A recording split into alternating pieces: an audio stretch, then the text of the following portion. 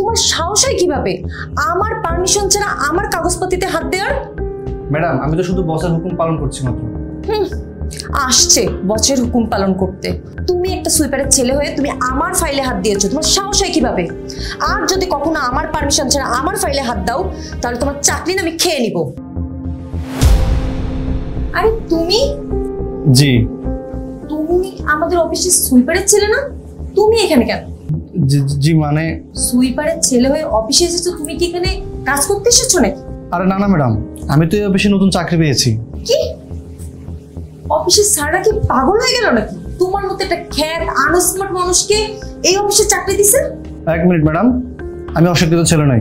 আমি লেখাপড়া করে গ্রাজুয়েশন কমপ্লিট করে ইন্টারভিউ দিয়ে অনেক বাধা অতিক্রম করে তারপরে এই চাকরিটা পেয়েছি। ওকে ঠিক আছে, কিন্তু তুমি না এখানে বেশি দিন চাকরি করতে পারবা না, কারণ এখানে যারা চাকরি করে সবাই অনেক স্মার্ট, আর তুমি তো পুরো খ্যাত ড্রেস গেটাপি, আর তুমি না এদের সাথে মিলাইতে পারবা না নিজেকে। তার থেকে ভালো তুমি চাকরিটা ছেড়ে চলে যাও। আমারটা আমি দেখে নেব, আপনাকে আমার বিষয় নিয়ে ভাবতে হবে না।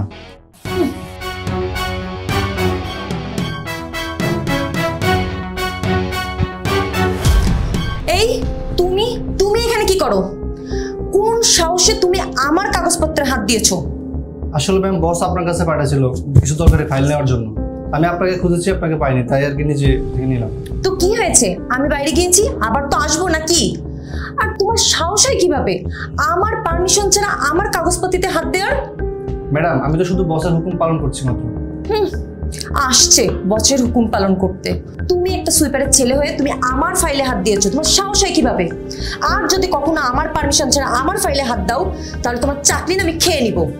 এখন যখন ফাইলটা নিয়েছো যাও বসরে দিয়ে আসো। আর শোনো, কথাটা ভালোভাবে নিজের মাথায় ঢুকিয়ে নাও। স্যার আমাকে ডেকেছিলেন? হ্যাঁ ডেকেছি, দাও এটা সাইন করে দাও। এটা কিসের কাগজ স্যার? তুমি কি পড়তে জানো না? তুমি পড়ে নাও। জি স্যার।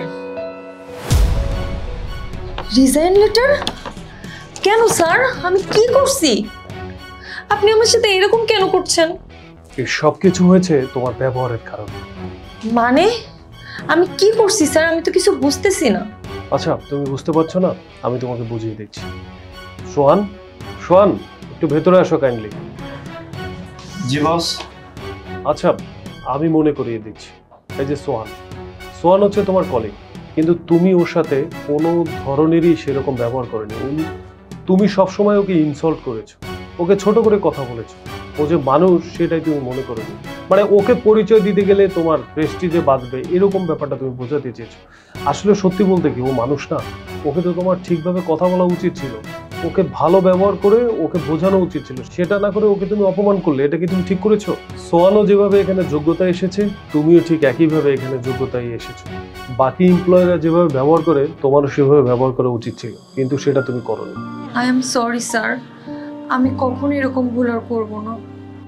আমি ডিসিশন নিয়ে নিয়েছি, তোমার এই সরিতে কোনো কাজ হবে না। তুমি জাস্ট সাইন করো আর এখান থেকে চলে যাও। স্যার ম্যাডাম তো ম্যাডামের ভুল স্বীকার করেছে এবং ক্ষমাও চেয়েছে, আপনি ওকে ক্ষমা করে দেন। আর যদি আমার জন্য ওনার চাকরি চলে যায় তাহলে আমি নিজেকে ক্ষমা করতে পারবো না স্যার। দেখেছো তুমি ওর সাথে এত খারাপ ব্যবহার করলে, তারপরে ও তোমাকে মাফ করে দিয়েছে। ওর মনটা কত বড় দেখেছো? শুধু তোমার জন্য ওকে ক্ষমা করে দিচ্ছি। তবে নীল, এরপর থেকে যদি একই বিহেভিয়ার তুমি করো তাহলে কিন্তু তোমাকে এখান থেকে বের করে দিতে আমি বাধ্য হব। প্লিজ যাও, কাজ করো।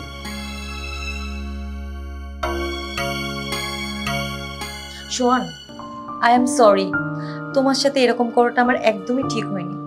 ইটস ওকে ম্যাডাম, আপনি আপনার ভুলটা বুঝতে পেরেছেন, এটাই অনেক। আর হ্যাঁ, গরিবদের কখনো অপমান করবেন না।